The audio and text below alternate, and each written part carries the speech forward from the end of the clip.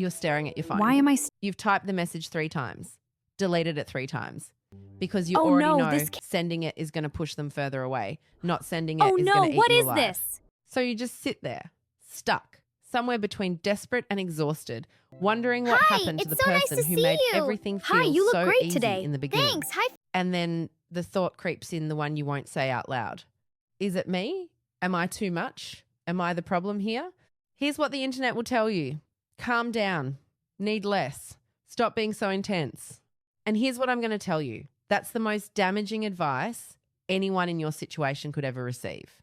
Because the anxiety isn't the problem. The chasing isn't the problem. You are not the problem.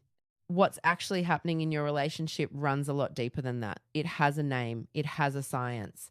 And once you understand it, really understand it, everything shifts. Not just how you see them, how you see yourself. Truth 1, avoidant attachment is not a personality type. It's a survival strategy.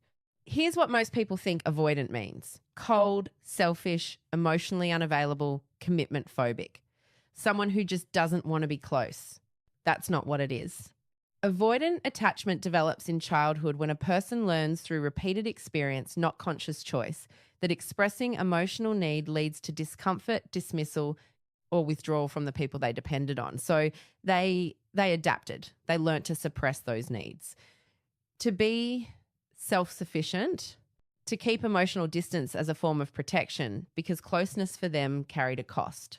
They didn't decide to be this way. A child built this strategy because they needed one. And that child grew up, got into relationships, and brought the strategy with them running on autopilot without ever choosing to activate it. Here's what that means for you. You are not dealing with someone who refuses to love. You are dealing with someone whose nervous system was trained to treat closeness as a threat. That's not the same thing. And treating it like the same thing is why most of these relationships fail before they ever have a real chance. Truth 2, you didn't fall for them by accident. This is the part that makes people uncomfortable. So let's just say it plainly. The reason anxious and avoidant people keep finding each other across different cities, different decades, different versions of themselves is not bad luck. It's not a coincidence.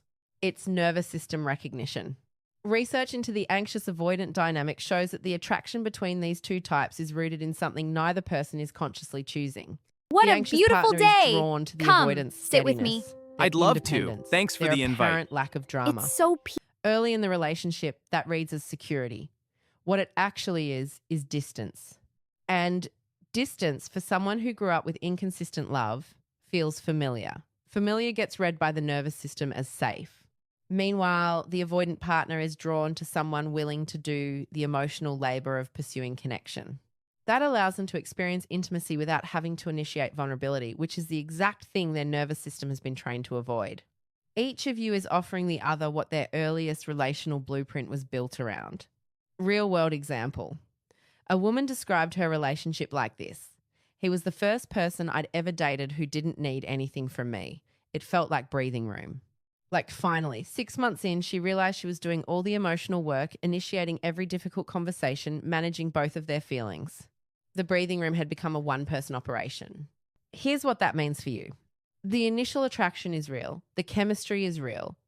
But underneath it, two survival systems found each other. And survival systems are not designed for intimacy. They are designed to keep you safe. Those are not the same goal. Truth 3, the cycle is not about love. It's about two nervous systems doing math. Here's how the loop actually works. Something happens, a short text, a cancelled plan, a conversation that doesn't land the way you hoped. The anxious partner's nervous system reads this as danger, not metaphorical danger. The same alarm system that alerts you to physical threat activates. And that system's solution is reach for connection, more contact, more checking in, more are we okay? The avoidant partner feels that pursuit arrive. And their nervous system reads it as a different kind of danger. Walls closing in, loss of self, engulfment. And their system's solution is create distance, go quiet, need space, pull back until the pressure drops. So the anxious partner reaches harder and the avoidant partner pulls further and the gap widens. And both people are suffering. and both people are doing the only thing their nervous system knows how to do, researchers describe this as trying to have a productive conversation while being chased by something dangerous. The part of the brain responsible for empathy, perspective taking, and problem solving is offline when the nervous system is disactivated, which means the conversations that happen in the worst moments of this cycle, the ones where everything feels urgent and raw, are being attempted by two people who are neurologically incapable of having them successfully in that state. They're not failing to communicate because they don't care enough. They're failing because they're trying to solve a biology problem with words. Here's what that means for you. The cycle is not proof that the relationship is broken. It is proof that two nervous systems have never been shown how to regulate together instead of against each other. That's a different problem. And it has different solutions. Truth 4, both of you feel abandoned at the exact same time. This is the thing nobody talks about. And it is the most important reframe in this entire conversation. In the worst moments of this dynamic, when the silence stretches and the distance grows, both partners are experiencing abandonment simultaneously, in completely opposite directions. The anxious partner feels abandoned by lack of presence. Their partner is physically in the room and completely unreachable. That silence registers in their body as rejection, as evidence of the thing they've feared their entire life, that they are not worth staying close to. And the avoidant partner, they feel abandoned by lack of freedom. The pursuit, the check-ins, the questions, their nervous system reads, all of it as a loss of self. And losing the self they built to survive is its own kind of abandonment. Same moment, same relationship, two completely different experiences of being left. This is why simply telling a couple to communicate better rarely changes anything. They are not having the same conversation. They are not even living inside the same emotional reality. One person is reaching for safety, the other is experiencing that reach as a threat to safety. And both of them are right from inside their own nervous system. Real world example. Two people together for a year. She initiates a conversation about where things are heading. Nothing aggressive, she's calm, chosen her moment, done everything right. He goes quiet, not cruel, not cold, just absent. She asks if he's okay. He says he's fine. She asks again. He says he needs space to think. She feels the floor drop out. He feels the walls close in. Both spend the next 2 days in private devastation neither fully understands. Both, in their own version of that silence, feel like they've been left. Here's what that means for you.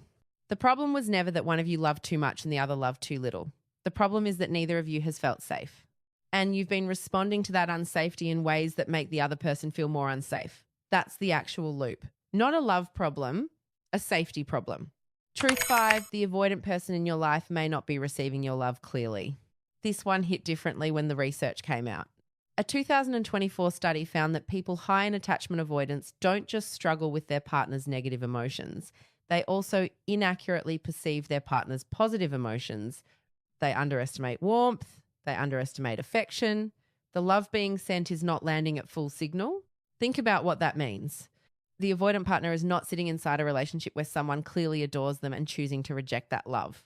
They are sitting inside a relationship where the love, the real, genuine, consistent love being directed at them, is arriving distorted, quieter than it actually is, less certain than it actually is. So from their vantage point, the relationship looks like this: a partner who seems to need a great deal and whose warmth doesn't quite balance that need. That's not an accurate picture, but it is the picture their nervous system is showing them. They are living in a slightly different version of the same relationship. Both versions are real. Neither person can see the other's version clearly from where they stand. Here's what that means for you. Loving harder has never been the answer, not because the love doesn't matter, but because it wasn't arriving the way you thought it was. This is not your fault, and it is not a reason to stop loving them. But it is critical information about what this dynamic actually requires if it's going to change. Truth 6, love is not enough to break this cycle. But here's what is. Dr. John Gottman's research found that couples stuck in a pursuer-distancer pattern are significantly more likely to break up early, not because love runs out, but because the cycle erodes the foundation that love needs to survive. And here's the honest version of what it actually takes to shift this dynamic. The avoidant partner has to be willing to stay in the room when everything in their nervous system is screaming to leave. Not forever, not all at once, but incrementally, learning to tolerate the discomfort of closeness without treating it as a threat. That requires self-awareness, usually support, and a genuine desire to change, not just a desire for the relationship not to end.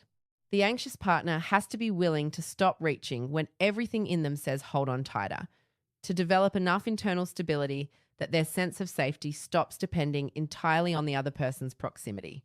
That's not easy, but it is learnable.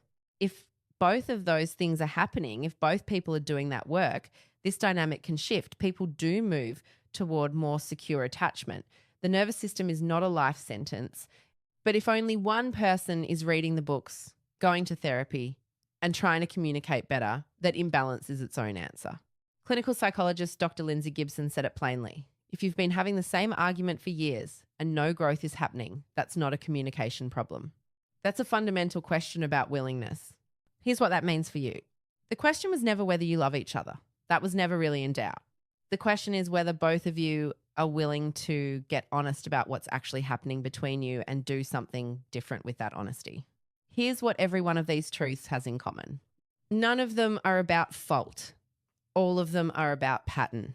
Because the only way out of a pattern is to first see it clearly, not through the lens of who hurt who or who needs to change, but as something that belongs to both of you equally. A dynamic you built together without knowing you were building it. The couples who make it through this aren't the ones who love each other most. They're the ones who got honest about what was actually happening between them and decided to do something about it together. Real world moment. There's a moment that happens in almost all of these relationships. The anxious partner, exhausted and empty, finally stops chasing, not as a strategy. Just because they have nothing left, and the avoidant partner who has been pulling away for months suddenly appears, calls, texts, shows up, it doesn't mean they've changed, but it tells you something true. They were never indifferent. They were overwhelmed. And that's the difference between someone who doesn't want you and someone who doesn't yet know how to want you without losing themselves. What you do with that difference is one of the most important decisions you'll make in your relationship. If this hits somewhere real, drop it in the comments. Even just I've been in this. You'd be surprised how many people are reading those comments and feeling less alone because of 3 words. Subscribe for more content that tells you what's actually happening in your relationships, not what sounds nice, but what's true. Because understanding the loop is the first step to getting out of it.